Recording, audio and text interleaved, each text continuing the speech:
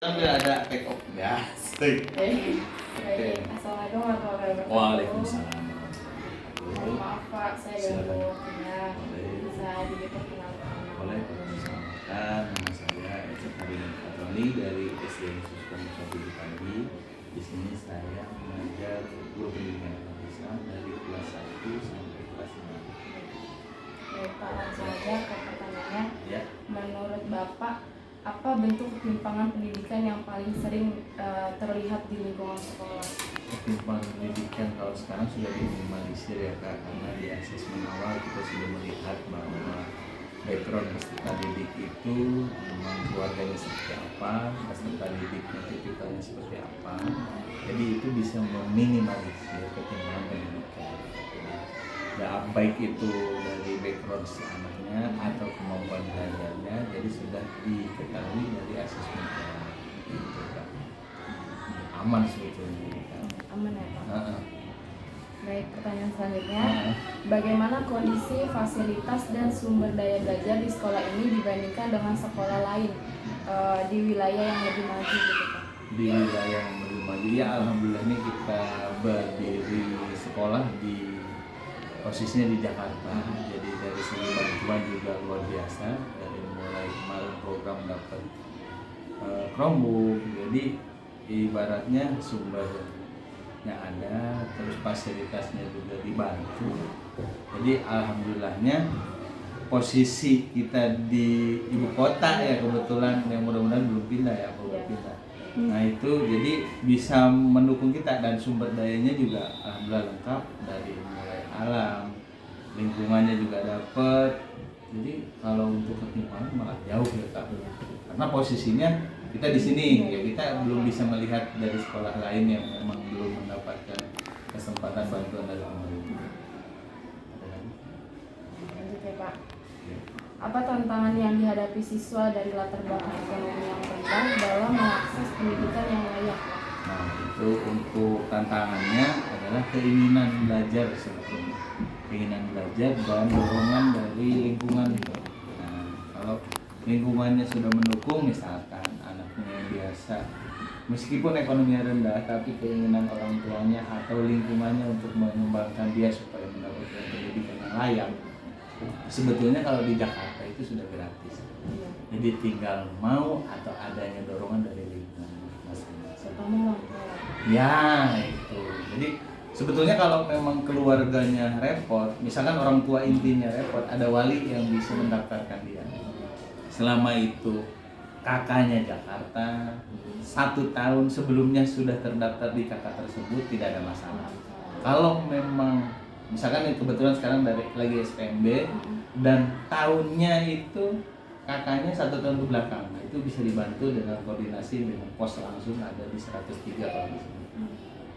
Jadi untuk ketimpangan pendidikan dari ekonomi yang rendah, kalau dorongan lingkungannya oke, bisa langsung terdukung karena di Jakarta gratis, tidak ada pungutan sama sekali. Oke. Apakah ketimpangan pendidikan berdampak langsung bisa motivasi belajar siswa? Misalkan bisa dijelaskan Pak. Oh iya, kalau ketimpangan pendidikan itu berdampak pada siswa ya. Kalau sekarang mungkin siswa bisa ada kata lain. Kalau kemarin kan peserta didik, sekarang kembali lagi ke murid. Misalnya SPMB, ya. Murid, kata-kata yang kita lulusin, murid bisa berpengaruh nggak dari ketimpangan tersebut? Iya jelas sekali. Satu dari perkembangan emosinya juga, kalau memang anaknya sudah berpendidikan mungkin emosinya juga bisa lebih terkontrol. Terus dari segi penampilannya juga mungkin lebih rapih kalau yang berpendidikan. Dan untuk daya nalar dia untuk sebagai modal bersosialisasi dengan lingkungannya juga beda, pasti beda. Anak yang bersekolah, yang mungkin belum bersekolah atau putus sekolah pasti berbeda. Akan lebih teratur anak yang bersekolah. Jadi jelas sekali di situ terlihat bahwa anak yang putus sekolah atau tidak bersekolah dengan anak yang bersekolah. Contohnya yang di lampu merah, mungkin dari penampilannya juga berbeda kan? Iya, benar. Oke. Bagaimana peran guru dalam membantu mengurangi dampak ketimpangan tersebut di kelas? Nah, dengan mensosialisasikan bahwa wajib belajar sekarang sudah dan untuk segera mendaftarkan anaknya minimal sekarang kan lagi SPMB nih. Untuk pengajuan akun sudah punya, misalkan anaknya sudah berumur layak untuk belajar, meskipun belum layak untuk SD kan ada pendidikan sebelum SD, persiapan menuju SD itu boleh dan ada di lingkungannya masing-masing. Toh mungkin pendidikan agama juga ada kan di lingkungannya masing-masing. Lanjut ya Kak. Ya. Apa upaya sekolah sejauh ini untuk menciptakan kesempatan belajar yang adil bagi siswa? Ya, untuk menciptakan rasa adil pendidikan bagi siswa yaitu tadi di awal kita sudah melakukan asesmen kepada peserta didik yang memang satu berkebutuhan khusus, dua memang dasar keluarganya seperti apa kita tahu dulu bagaimana, atau anak itu terlihat kurangkah perhatian atau anak tersebut kurangkah bimbingan dari rumah, itu juga terdeteksi dari asesmen di awal. Apalagi nanti ada namanya di awal observasi di awal peserta didik sebelum masuk itu kan ada observasi pengenalan. Oh, Jadi mau masuk dia daftar sini ya Pak? Jadi setelah masuk nih Oh. nanti ada observasi. Jadi satu dikenalkan lingkungan di sini seperti apa. Jadi semua disamaratakan, nggak ada yang dibedakan. Misalkan ada anak yang berkebutuhan khusus, ininya didampingi terus, tapi teman-teman di sini sudah berkoordinasi dengan ada ahli juga, jadi asesmennya nanti memang sudah ada tim khusus yang untuk mengecek bahwa anak tersebut memang berkebutuhan khusus atau tidak. Nanti dasarnya itu kita sampaikan kepada orang tua. Oke Pak. Ada lagi? Udah. Baik Pak, untuk pertanyaan selanjutnya, apakah kurikulum dan metode pengajaran sudah cukup responsif terhadap kebutuhan siswa dari berbagai latar belakang? Nah itu luar biasa, pertanyaannya pas banget. Untuk kebetulan saya dapat kesempatan dari kurikulum yang 2017, sekarang kurikulum Merdeka, dan katanya setelah ini ada yang baru lagi ya, ini memang itu sebuah pergerakan yang bagus. Jadi ketika jadi kurikulum Merdeka, anak-anak yang kebetulan tadinya dari pandemi menuju memang nggak bisa kita belajar ngajar tatap muka, tapi dengan adanya kurikulum tersebut kita bisa menyampaikan materi dari jarak jauh, dan sarana dari pemerintah juga kita dapatkan. Misalkan kita dikasih bantuan namanya tadi sudah saya sampaikan Chromebook, itu sangat membantu karena kan kami memang kadang ada guru yang laptopnya belum support ketika harus Zoom dengan anak-anak, dikasih fasilitas seperti itu, dan juga kita dikasih akun edu yang memang nggak ada batasannya, kita bisa mengakses itu. Jadi solusi dari pemerintah bertepatan dengan berkembangnya zaman. Anak-anak sekarang kan kita siapkan untuk 20 tahun yang akan datang, bukan besok, bukan, tapi 20 tahun yang akan datang. Generasi yang kita siapkan yaitu sesuai dengan perkembangan. Nah sekarang katanya ada perubahan lagi di learning, mungkin supaya anak-anak melaksanakan dengan merasakan hal tersebut. Jadi bukan hanya mendapatkan materi, dikasih ilmunya juga, tapi melaksanakannya juga. Jadi harapan pemerintah dengan tujuan untuk mencetak generasi emas itu berarti pas. Jadi sekalipun ada perubahan berarti menuju hal yang lebih baik, itu bagus. Jadi jangan dilihat kenapa kok berubah, tapi itulah yang menjadi harapan buat anak-anak kita ke depan. Karena yang kita siapkan itu tadi 20 tahun yang akan datang. Oke. Untuk pertanyaan selanjutnya, menurut Bapak bagaimana keterlibatan orang tua dan masyarakat yang mempengaruhi kesenjangan dalam penerimaan pendidikan ini? Itu luar biasa, pertanyaannya pas, tapi alhamdulillah sekarang udah ada sosial media. Jadi harapan kita bersinergi dengan orang tua murid, terlebih kita dengan melakukan sosialisasi dengan orang tua murid yang ada di sini. Jadi kita melakukan setiap adanya SPMB atau penerimaan murid baru itu, kita mengundang orang tua murid yang ada di sini, minimal korlasnya kita kumpulkan, dan dari korlas tersebutlah untuk mensosialisasikan dengan lingkungan masing-masing bahwa adanya SPMB dengan linknya ini.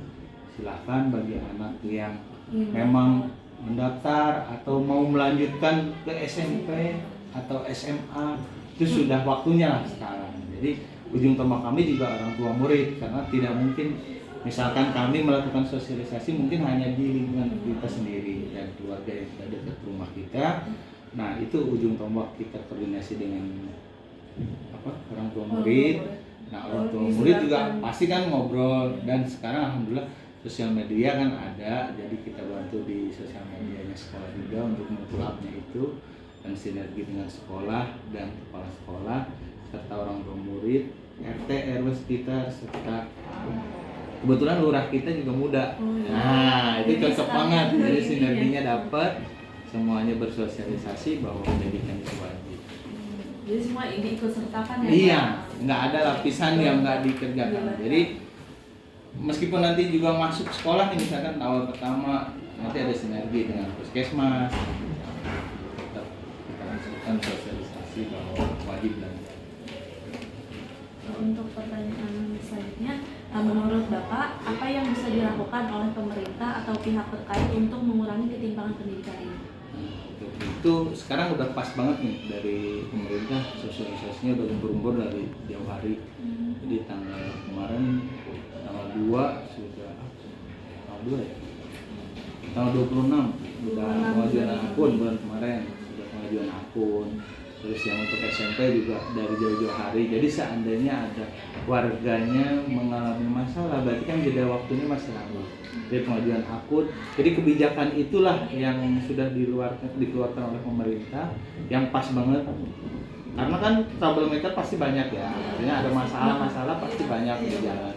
Jadi pengajuan akun pun sekarang sudah dibuka dengan waktu yang tidak lebih lama. Misalkan ada masalah dengan akun kakaknya, tahunnya mungkin kan sudah disediakan juga nih posnya di setiap, misalkan Jakarta Timur 2 di sini, Jakarta Timur 1 di sini, sudah ada pos-posnya masing-masing. Jadi pas banget nih dari pemerintah, sosialisasinya udah lebih awal dan posnya juga sudah disediakan. Bahkan di pos tersebut ada dukcapil yang mendampingi.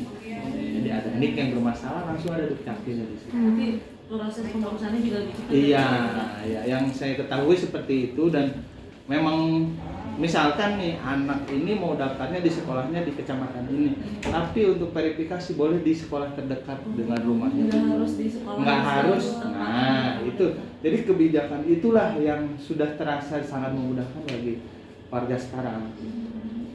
Kalau di Jakarta sendiri sudah enak, jadi nggak perlu. Misalkan dia mau daftar di sana, nah dia kontraknya di sini, kakaknya tapi di sana. Lah cukup diverifikasi dengan sekolah yang terdekat dengan rumahnya. Tapi di pemilihan ketika mengajukan akun, jangan lupa itu, jangan sampai mentang-mentang dia mau daftarnya di sana, ngekliknya di sana, kasihan, maksudnya waktunya. Tapi padahal pemerintah sudah memberikan kelonggaran bahwa untuk verifikasi itu bisa di sekolah terdekat. Betul. Pas. Pak, baik, untuk pertanyaan terakhir. Oke. Apakah Bapak pernah melihat perubahan positif dalam mengatasi ketimpangan pendidikan di sekolah, dan apa contohnya? Ya, kalau yang terasa sekali memang kan dari lapisan masyarakat itu bermacam-macam. Kebetulan di sekolah kita juga bermacam-macam. Ada yang kerjanya memang ngambilin barang bekas di jalan, tapi berharap bahwa anaknya memiliki pendidikan yang luar biasa. Nah itulah yang membuat kami merasa bahwa ternyata ketimpangan itu bisa diatasi dengan dorongan orang tua yang sangat kuat atau lingkungan yang sangat kuat.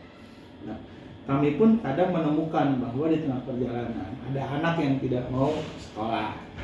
Pasti kita harus cari sampai ke rumahnya, ditanyain kenapa mau masuk supaya dia mau masuk. Karena ketimpangan itu pasti terjadi seandainya dia putus sekolah. Nah, mengatasi itu. Dan apa yang terlihat sekarang kalau kita sudah melakukan pendekatan, anaknya mau, orang tuanya juga mendukung. Nah, sekarang terlihat anaknya alhamdulillah sudah lulus. Alhamdulillah. Padahal kalau dari segi kita merasakan itu gitu loh, yang orang tuanya seperti ini, tapi ketika kita datangi untuk memberikan semangat lah minimal kan gitu. Tapi alhamdulillahnya kemarin tanggal 2 pelulusan anak lulus, lah itu yang merasa saya bangga bahwa anak itu memang ingin untuk berkembang gitu. Padahal di rumahnya itu sudah menjadi tulang punggung, istilahnya gini, harapannya itu tinggal dia nih. Kalau dia sampai putus di tengah, sayangnya luar biasa. Nggak ada harapan lagi. Nah, itu yang saya rasakan dan itu yang saya lihat. Seandainya terjadi ketimpangan kan kasihan keluarga ini. Harapannya nggak ada. Dengan kami memberikan dorongan dan orang tuanya juga ingin, ini alhamdulillah terdorong. Alhamdulillah ada kemauan dari anaknya juga ya, semangat gitu. Sudah terlihat ya, Iya. nyatanya ada dan anaknya sudah lulus. Alhamdulillah. Jadi, Pak, mungkin cukup sekian Oke, wawancara dari siap. kami. Kurang lebihnya mohon maaf. Terima kasih Pak. sama-sama sehat selalu. Iya.